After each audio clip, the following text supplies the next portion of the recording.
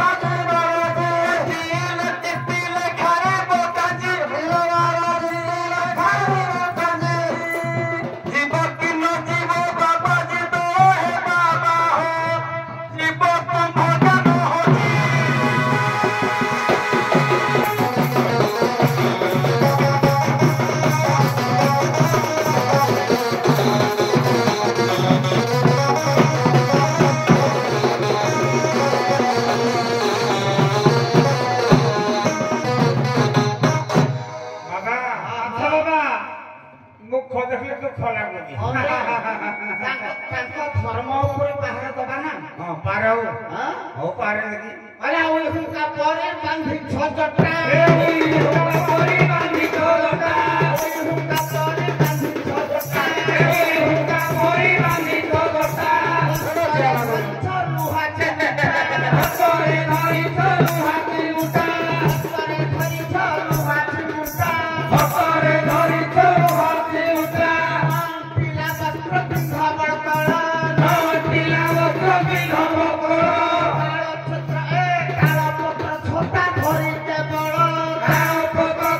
धरी के बड़